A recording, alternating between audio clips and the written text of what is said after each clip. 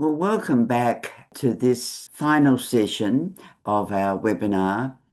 Welcome, Chris Sidoti. We're really looking forward to hearing from you this afternoon. And I feel you don't need any introduction to this audience.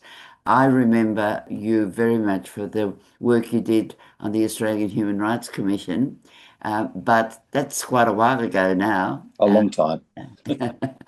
And of course, since then, you have well established your reputation as an international human rights lawyer and been involved in many, many important United Nations uh, work, and particularly your recent role with Navi Pillay in regard to the work you've done on the Commission of Inquiry on the occupied Palestinian territory, including, of course, East Jerusalem and Israel. And I'm wondering, for my first opening to get us into this conversation, um, it must have been a pretty harrowing task doing the work that you had to do in that role over the last 2 years, where you were constantly confronted by devastation, crimes against humanity, and the total disregard of international law, which of course you have worked in for so many years and obviously upheld and advocate for. So how have you how have you found this period in your life, both personally and professionally, in trying to deal with the work you had to do as a professional, but manage from a human being very committed to respecting and managing international law? Thanks, Margaret. It's good to see you again. Um, yes, it's harrowing. What happens to people is harrowing. It's only after the investigation is done, the evidence gathered, the facts established, that we come to apply the law. And the application of the law is a much more intellectual and analytical exercise. But all the work before that is firmly focused on the experience of human beings, children, women, and men. Before being on this Commission of Inquiry on Palestine and Israel, I was on a similar UN investigative body dealing with Myanmar. And we looked in particular at the military operations against the Rohingya people in Rakhine State. And in the aftermath of that, our commission went on several occasions to Cox's Bazar, and we spent a long time interviewing people in the camps, particularly women and older children, about their experiences. And any human being sitting there listening to it can't be dispassionate, can't be simply a detached person thinking about the provisions of law. Yeah. And the same applies to the work we've done now on Palestine and Israel. We've listened to people. We have seen what their experiences are. As you mentioned, my time at the Human Rights Commission was a long time ago. I was relatively young then, whereas I'm absolutely old now. I'm a father, grandfather, and great grandfather, Oh. and it's what happens to kids that still gets me Mm. more than anything. There's been in excess of 20,000 children killed in Gaza. We don't know how much in excess of it, but at least 20,000 kids killed in Gaza. And although the numbers are far less, we have seen the same killing of children in the West Bank at an accelerated rate over the 2 years since the 7 October 2023 massacres. Yeah. And what happens to kids is absolutely destroying for anyone who looks at it, who sees, who listens. But that's the job we do. We do it professionally, and because our investigation is legally based, we apply the law and form legal conclusions about what we have found. And so in relation to Gaza, we have found war crimes, crimes against humanity, and genocide. I should add, we looked as well at what happened in southern Israel on the 7th and 8th of October 2023. And we found that the Hamas fighters and other Palestinian fighters on those days committed war crimes. Now, neither of these events, 7-8 October, nor what has followed, occurred in a vacuum, to use the Secretary-General's words back late 2023. These are just the latest episodes in a 100-year war, although by far the worst. There were more Israelis killed on the 7th, 8th October than in any other event since the establishment of Israel in 1948. There have been more Palestinians killed in the last 2 years than at any other time during this 100 years war. And it may be, when final figures are known, that there have been more killed in the last 2 years than in all previous fighting combined. So it's an exceptionally serious situation. In terms of Israel's disproportionate retaliation, you can understand the response at the time, but governments have a responsibility to act rationally. Just as in doing your report, you have a responsibility to gather the evidence. And I guess no matter how you look at the original Hamas attack, the retaliation was grossly out of proportion, any proportion. How do we get that message through? Because for months, indeed years, it's as if no parliamentarian dares to speak without first referring back to the Hamas atrocity, but they never mention the Israeli atrocities. How do we deal with that as civil society without antagonizing our political representatives? Because they're a bit inclined to dismiss such an obvious question. It's not just a challenge for civil society, it's an enormous challenge for us as an official UN legal commission. We have to constantly reiterate the same points.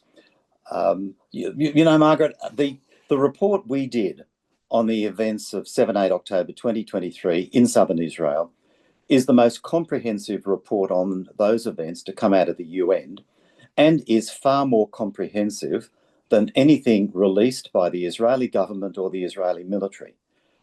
We actually have set the standard in coming to this conclusion of war crimes. But it's as though we've never actually done that investigation. It's totally ignored by governments, and the government of Israel included, because they don't want to own up to what happened and their own failures. So we have to constantly reiterate it. I always distinguish between explanation and justification. It's essential to explain why things happen, but that doesn't necessarily justify them. We cannot explain what happened on 7 October without understanding the 75, 80 years that went before it, the period since 1967 of illegal occupation and illegal settlement that is continuing, the siege of Gaza that has kept Gaza on a knife edge in terms of sustainability for the last 17 or 18 years. Now, those events don't justify war crimes on the 7th of October, but they explain them. And similarly, when we get constant reference to what happened on the 7th of October in an attempt to justify the Israeli massacres, the slaughters of the last 2 years, it doesn't work legally. It explains what has happened, but it doesn't justify it. You know, I go back, you know, I remember as a kid, you know, that we had 3 boys and a girl. The girl was the youngest, the other 3 of us were boys. Whenever we'd be fighting amongst each other and we'd try to justify our actions, my mother, now long dead, kept on telling us 2 wrongs don't make a right. Now, I grew up thinking that that was a moral principle. When I became an international lawyer, I found out that it was a legal principle. Two wrongs don't make a right. We have to understand the reason for criminal activity, but the reason doesn't justify it. But we cannot even hope to address criminality unless we understand the reasons and address the reasons. Yeah. I guess you've almost answered my next question, which was for you to uh, help us get the message about genocide in Gaza across to the Australian people. People don't understand the word, they misunderstand the word. How would you, if we could, if we could have a national publicity campaign to ensure that people understood what we are talking about when we refer to genocide in Gaza, how would you get that message across to everyone who really needs to know? Margaret, this is an issue that has hounded me for the last 30 years.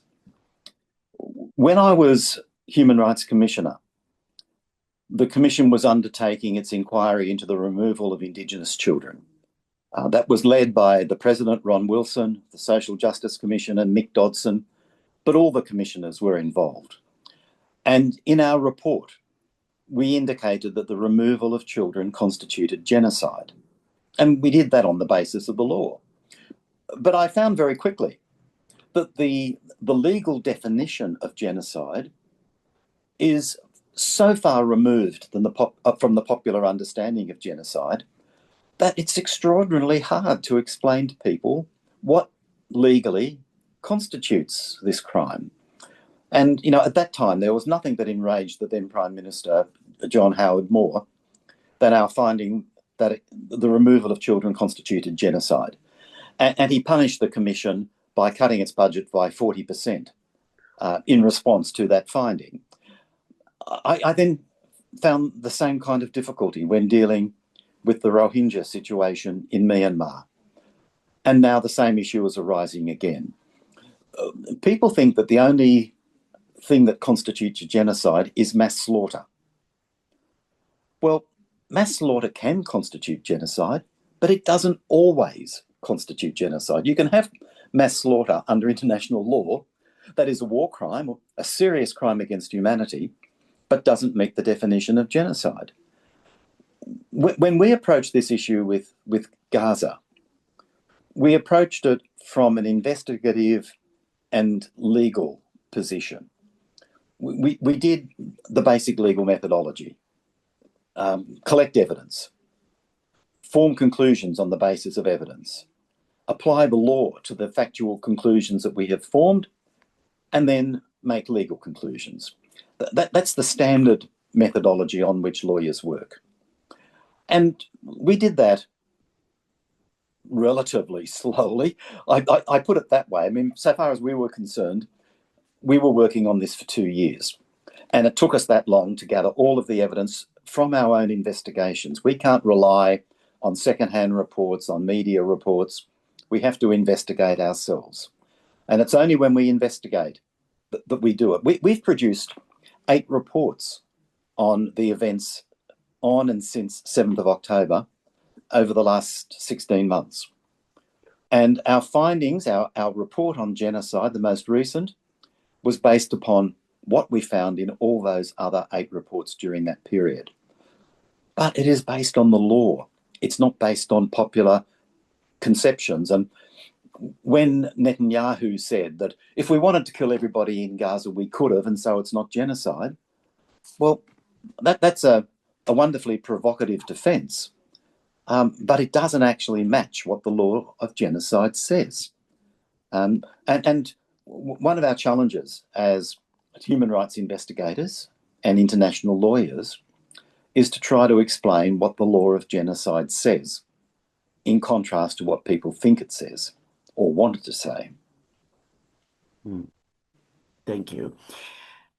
As you'll probably find, I'm constantly drawn back to what can Australia do, because I think many thousands of Australians have been trying to get their political representatives to understand that Australia may have recognised Palestine recently, which we all welcomed, even if some of us said it was overdue.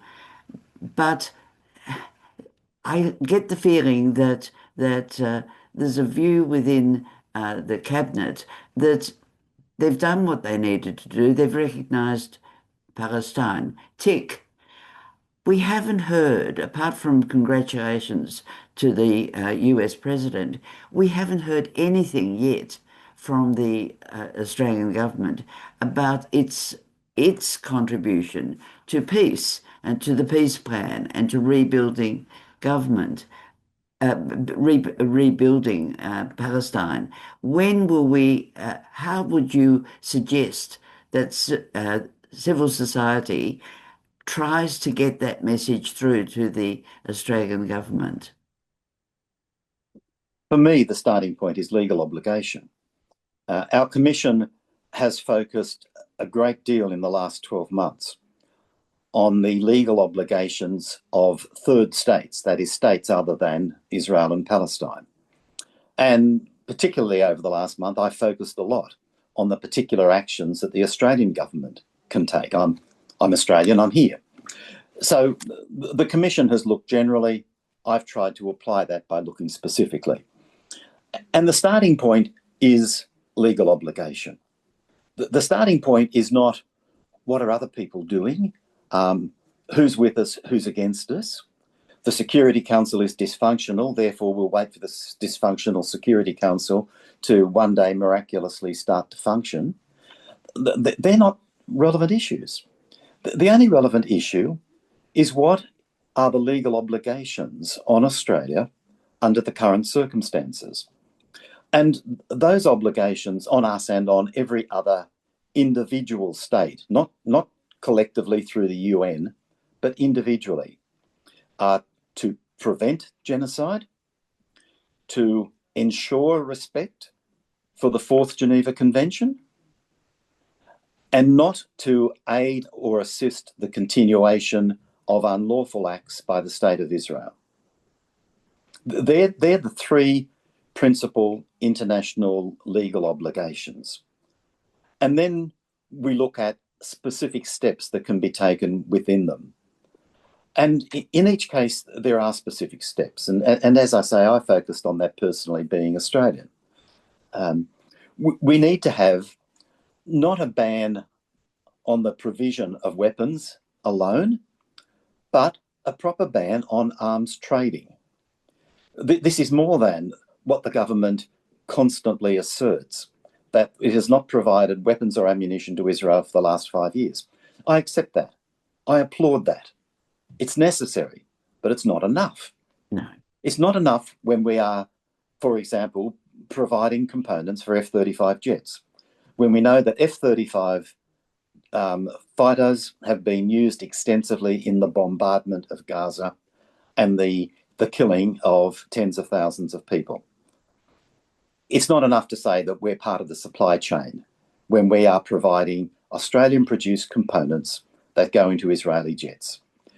It's not enough to say that by not providing weapons we're doing all that's required, when there is a possibility that Australian materials are being used in the production of Israeli weapons, or the facilitation of the war, of the crimes that are being committed.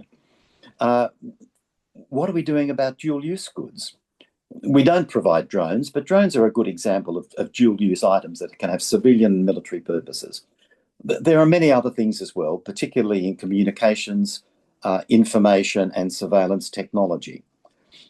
We also have to be very critical about trade coming in this direction, because if we're importing goods from Israel, we are providing the funds that are funding research and development. And the best example of that relates to surveillance technology, for example, facial recognition software. We know that is used against Palestinians comprehensively in both Gaza and the West Bank. That technology is produced by Israeli companies.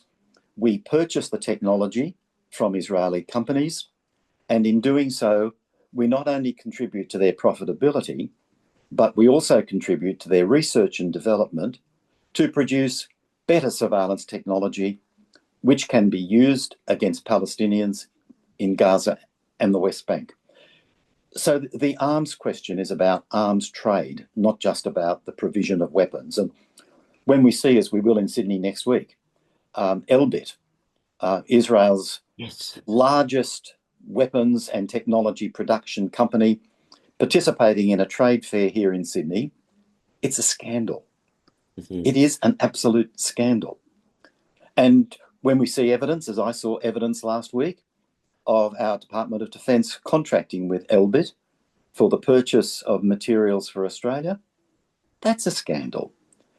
So I get frustrated, to say the least, with the government hiding behind its very worthy initiative to prohibit the export of weapons and munitions. I get frustrated because hiding behind that worthy initiative is not good enough. We got to look at the arms trade. And we have to ask, why do we have a trade and defence office coming out of DFAT in Jerusalem, promoting trade generally and defence cooperation specifically between Australia and Israel, and that is the Israeli Defence Forces? Why is it so? What are the areas of the relationship? When in July last year, the International Court of Justice brought down its advisory opinion in which it found that the occupation was illegal, the settlements were illegal, that Palestinians were entitled to reparations. It said that the occupation must be ended as rapidly as possible, that the settlements must be closed and the settlers evacuated. And the court itself looked at the obligations of third states and said that third states have an obligation not to aid or assist in any way the continuation of Israeli unlawful actions. That should have led immediately to a total review of the relationship between Australia and Israel to identify what aspects of the relationship were in any way aiding or assisting the unlawful activities. And then those actions, the identified actions, should have been ended. But I don't know of any review. I don't know of any other action that was taken to prevent aiding and abetting. In January last year, the International Court of Justice made interim orders in relation to the South African case under the Genocide Convention. And the interim orders did not find genocide, it's too early for that, but found that there was a risk. Australia has an obligation under the Genocide Convention to act to prevent genocide. That doesn't require any finding of genocide, it requires a risk. And the court identified a risk, and that triggered Australia's obligations under the Genocide Convention to prevent, to act to prevent. Now, there again, I don't know any action that we have taken. Recognition of Palestine was necessary, but it was not enough. A prohibition on providing weapons exports from Australia is necessary, but it's not enough. These are issues for me, not of politics, not of waiting for other people to act. These are issues of direct international legal obligations on the government of Australia. And responding to those obligations is what's needed. And that's what I've been arguing for. And of course, just this week, Francesca Albanese has identified that so many Western states have in fact been complicit in genocide. Is Australia included? Francesca refers to Australia several times in her report. So yes, we came within the scope of her examination, and her report is a very strong report. Our commission has not yet looked at the question of complicity in a criminal law or international criminal law sense. We certainly have looked at the relationships that I've mentioned, But complicity we haven't yet dealt with, but she has, and it's a report that you rightly draw to attention. It's an important report. But again, we hear nothing from the responsible ministers. They don't comment on any of these international developments as you might think they would. Is it that they don't know, they don't care, they're avoiding, or is it that they're not getting the necessary professional advice from either Department of Defence, Foreign Affairs, or Attorney Generals? I have no idea. No. It'd be a good question to ask, and some journalists have tried to ask those questions. One journalist asked the Prime Minister to respond to comments I had made about ending the arms trade. And his response was, we have prohibited the export of weapons and munitions from Australia to Israel. And the question was asked again, and he said again, we have prohibited the export of weapons and munitions. Now, that's not the answer to the question. No. I don't want to tell politicians how to do their job. You used to be a politician. You mob know far better than I do.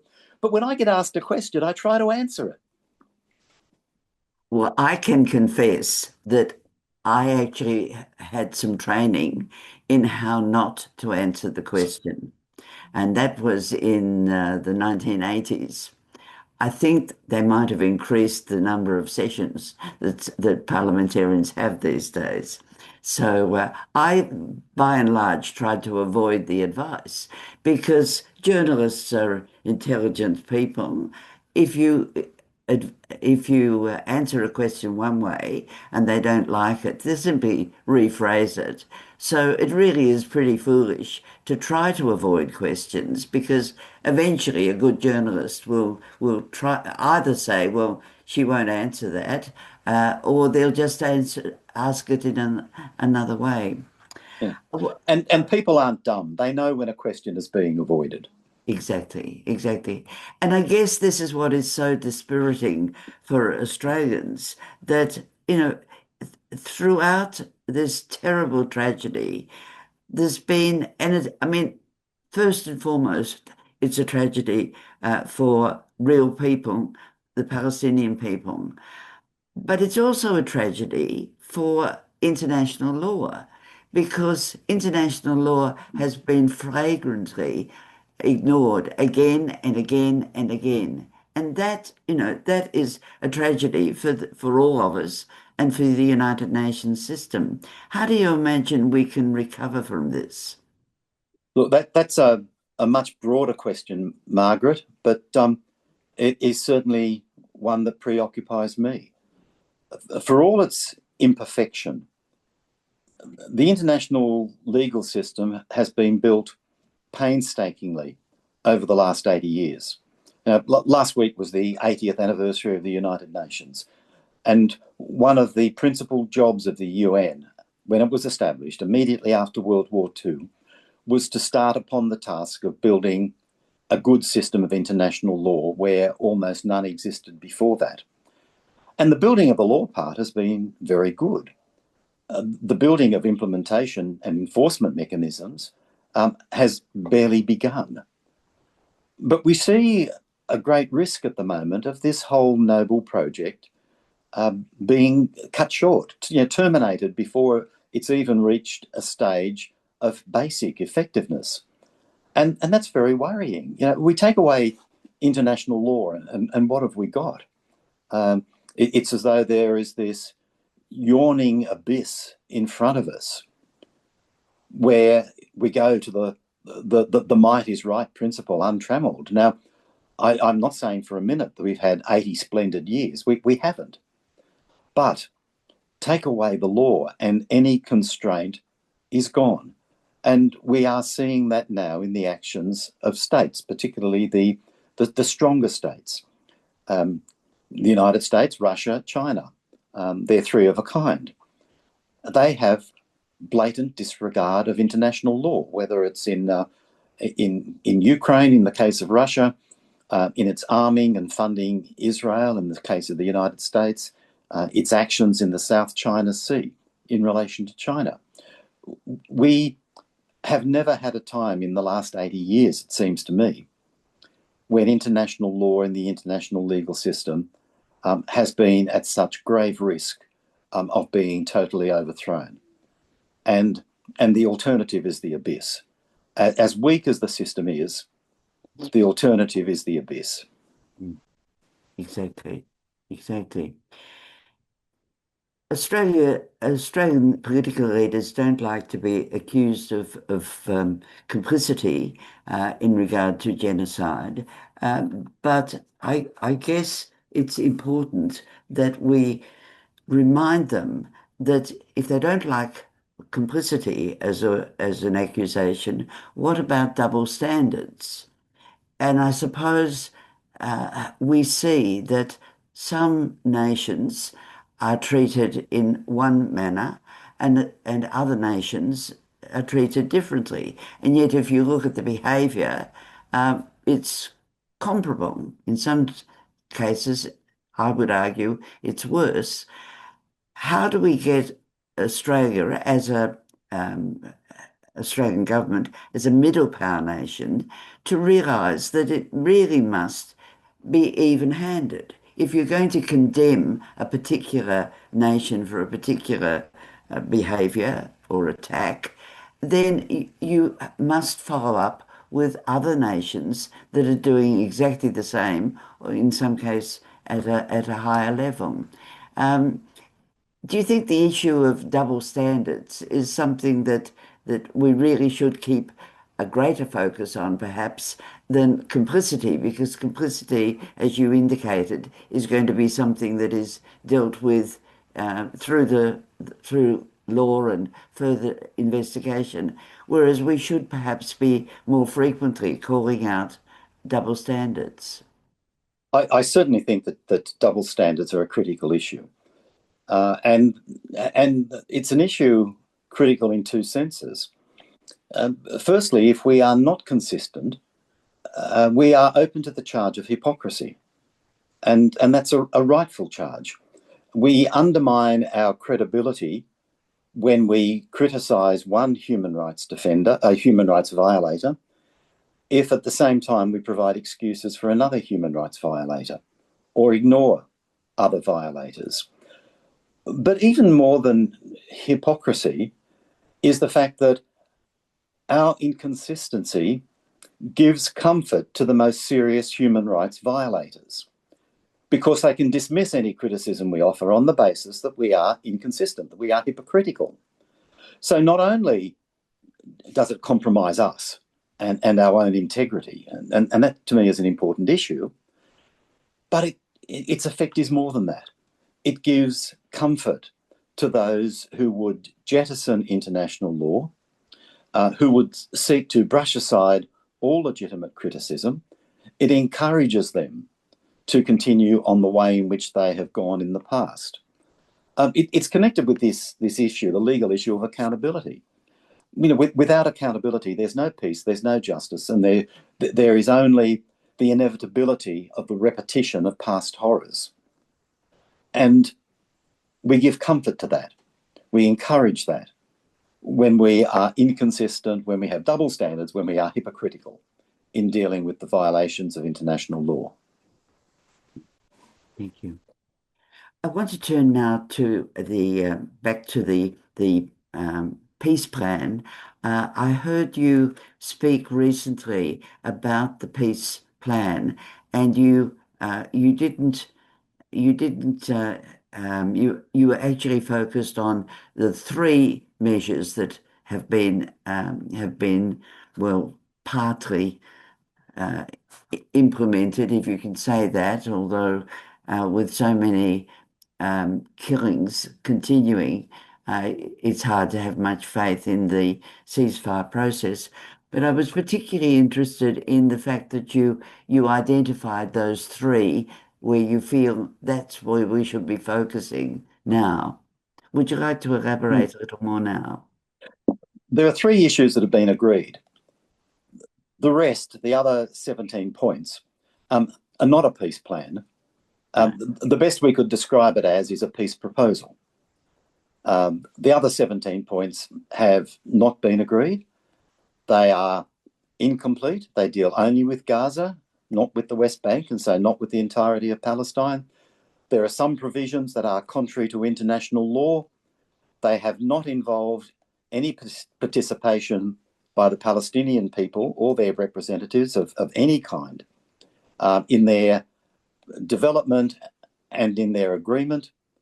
So, you know, we need to stop talking about a peace plan. There is a peace proposal, but there are 3 points that have been agreed, and the implementation of those 3 points is at this stage partial, at least for 2 out of the 3.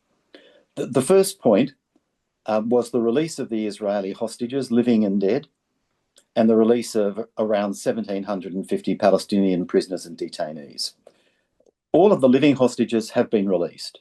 I mean, that is a good thing. The holding of those hostages was a war crime, and the way they were treated was a war crime.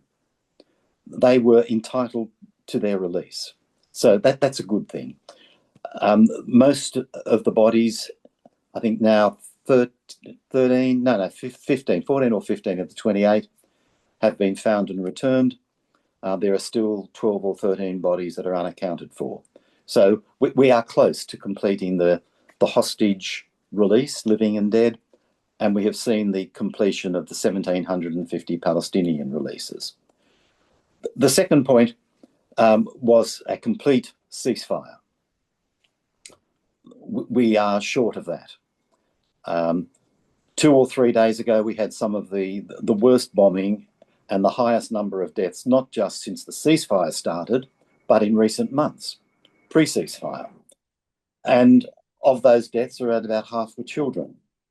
So we can't say that the ceasefire has been implemented. It's still a work in progress. And as we have seen throughout these last 3 or 4 days, it is extremely fragile.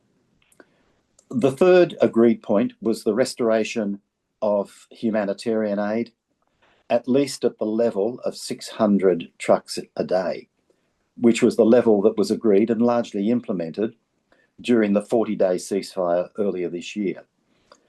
There has been no day on which 600 trucks have been allowed into Gaza. The most that has been allowed in is about 1/3 of that, about 200. And most days it's only around about 100. The agreement was for the reopening of the Rafah crossing, which is the crossing that is directly linked to Egypt, and Rafah has not been reopened. There are only 2 of the potentially 6 or 8 crossings that are operational, and the Israelis a few days ago even changed the internal route in Gaza that the trucks must take from a marginally more acceptable and easier route to one that is almost completely impossible. So we are far short, a very, very long way short of the restoration of humanitarian aid at the level that it was during the last ceasefire, noting that that level was already below the level required for sustainability of life in Palestine. So we're not even up to the sub-sustainable level of humanitarian assistance. Now, those 3 agreed items really are the ones that are the most urgent. They're the ones that are about life and death. And I will always give my priority to life, to human life. So I am happy to see them agreed. Very happy. It's an achievement, but they are not yet implemented. So that still is the continuing priority. Then we have the other 17 points in the proposal, and all of the points that should have been in a proposal or should be in a proper plan, but are not there. The commitment after the acceptance and implementation of these 3 first life-saving steps was a phase 2 negotiation. And this is where the last ceasefire broke down. There was a similar kind of commencement, a partial hostage release, not complete, but humanitarian assistance and ceasefire in the fighting back in January. and that was to be followed by phase two negotiations. But the Israeli government broke that agreement, refusing to enter into the phase two negotiations. So at the moment, we are no further advanced than we were in January. And we need to bear that in mind, in the context of all this backslapping and cheering and campaigning for Nobel Peace Prizes. We're no further advanced at the moment than we were in January. And even the 3 steps that have been agreed are precarious. We just heard in the previous session that which was humanitarian assistance rebuilding lives. The Israelis are still in charge of which aid organizations will be registered. And so how do we get to a stage where it isn't up to Israel, it's up to the international um, uh, task force, interim task force. That's not what he called it, but I think it's something that The Board of Peace, which talked doesn't about. exist. It doesn't exist, but it is urgently needed to get the control of humanitarian aid out of Israel's hands and into an objective international committee or task force. Is this possible? Look, it's practically possible. Indeed, I'd go further and say that it's absolutely essential if we are to see the third point of trying to make humanitarian aid more adequate. The best placed organisation in the world to increase aid rapidly, distribute it, ensure it gets to people who need it, is the United Nations Relief and Works Agency, Yeah.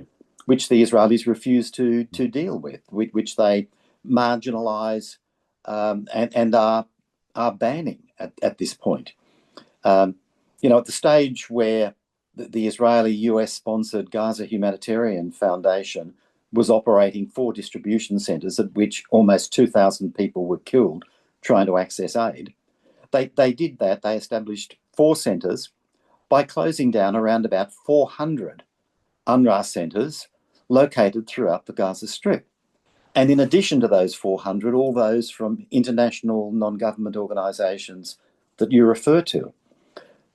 The UN and its partners in the non-government community have the capacity to increase humanitarian assistance to a level that can sustain life. They have the supplies in warehouses in Jordan and Egypt ready to go.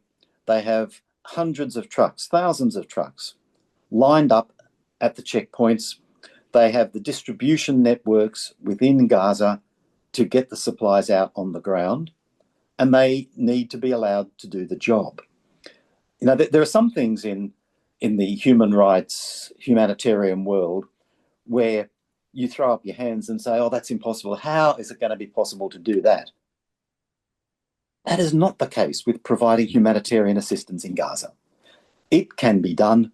The food is there, the medical supplies are there, the trucks are there, the fuel is there, the workers are there, the distribution networks are there.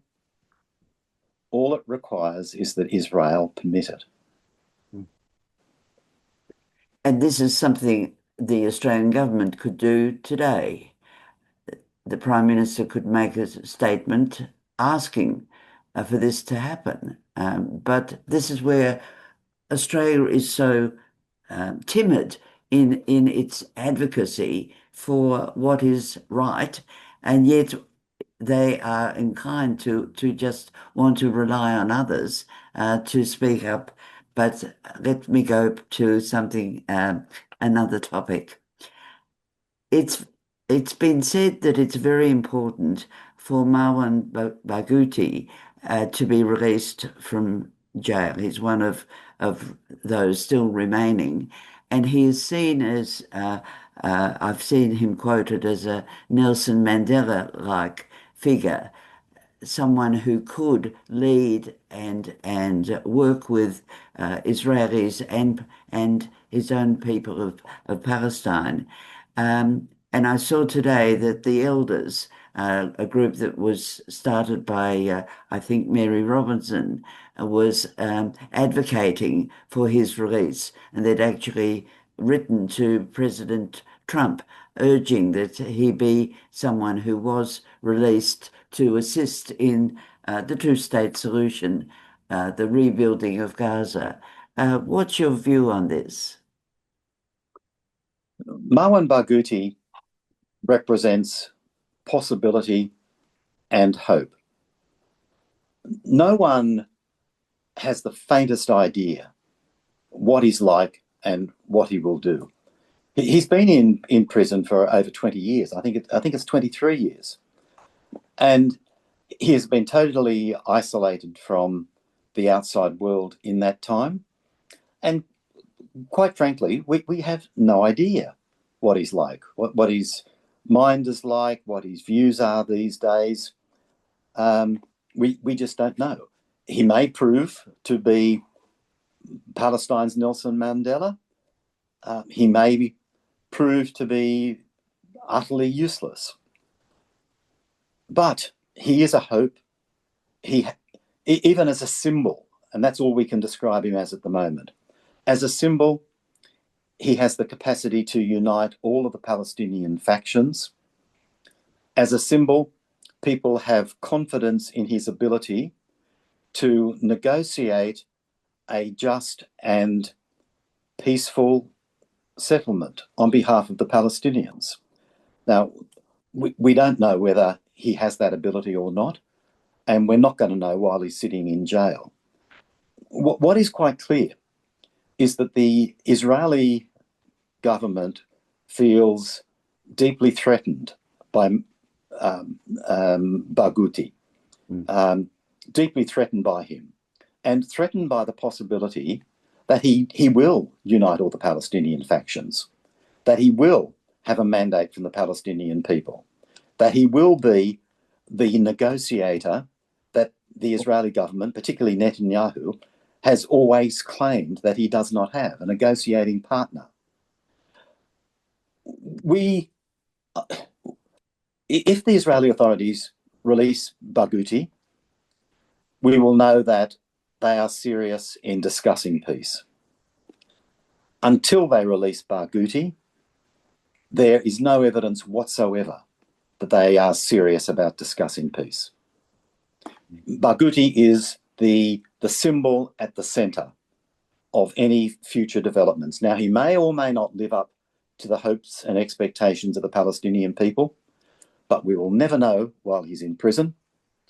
And while he's in prison, we can never believe that there is a serious intent on the part of the Israeli government to move towards a peaceful settlement based on justice, security, and prosperity for both Israeli and Palestinian people.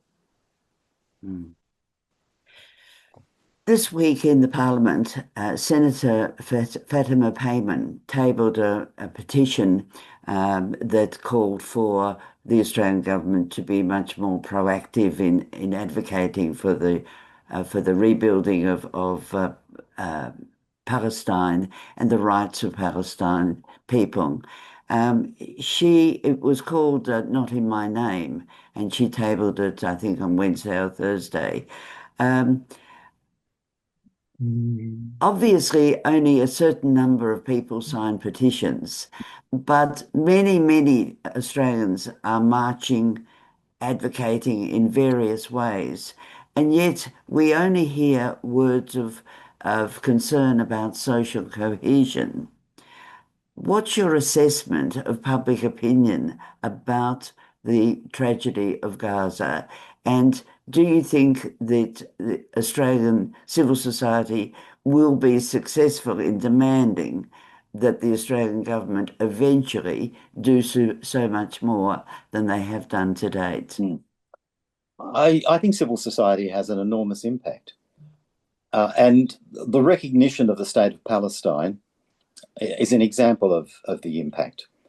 The recognition of Palestine has been part of Labor Party national policy since, I think, 2017, 2018. And the policy goes far as to say that this should be a high priority for an incoming Labor government. Labor was in opposition when the policy was adopted. And yet we saw the first term, the full term of a Labor government in which there was no progress on recognition. And for some months into the second term of the Labor government, there was no progress on recognition. But after we saw that an enormous march in Sydney across the Harbour Bridge and the continuation of demonstrations in other cities, we saw the government announce that it would proceed with recognition within a few days of those demonstrations. So I think that that's a very tangible indicator of the impact of broader opinion in the community on the government and government policy. And I expect that we will see continuing pressure on the Australian government to not just speak up more, but to take action, to do things that indicate that it will not support a continuation of international crimes. And that's what's needed. That's what's needed. There's been quite a lot of criticism of media coverage of the crimes against humanity and the whole period of the last 2 years. And I suppose there's been quite a bit, it's been international criticism of the Western media. I think many would agree that there's been some shift in the last 6 months. What's your opinion on that? There's certainly been increased coverage in the last 6 months of many of the legal issues involved in the war, increased discussion than we'd seen previously. We haven't researched that question comprehensively, so I'm not really in a position to say. I can say that I think that the work of our commission has been generally reasonably well covered. I can also say that I know from my conversations with a number of journalists that there is a lot of self-censorship going on, that the journalists do background on stories that they're then not able to write up and to have published because of higher up editorial decisions. So, and journalists have told me that. But I'm not really in a position on the basis of investigations to say just what the full extent of the picture is. Yes, it's interesting that I found something I'd kept from 2023, where ABC journalists were actually criticising their own broadcasters' coverage of Gaza invasion. And of course, subsequently, there's been the Latouche case and quite an amount of internal debate, both within the ABC, which as the national broadcaster, we should be able to trust most of all, and the community generally about, there's been some very good coverage on the ABC, some very good analysis, either on radio or in television reports. But there's also been those areas where I guess we would have expected more of our national broadcaster. Yeah, I think, Margaret, those examples you give are indicators of significant internal self-censorship that was going on. Yes. And I am aware of them. I'm also aware of some of the excellent work that Chris Hedges has done, Yes. an American a Pulitzer Prize-winning journalist, New York Times former correspondent, and he's done some very good work on this issue. We have not done that ourselves. No. But I certainly think that there is a more professional approach being taken now within many media outlets over the last 6 months.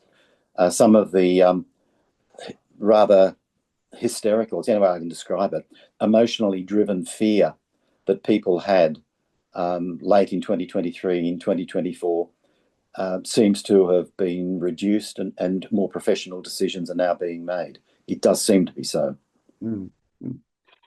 Well, Chris, it's been wonderful having this time to talk with you, and there are many, many more questions that I know people would like to be asking you, but we've come to the end of our time almost.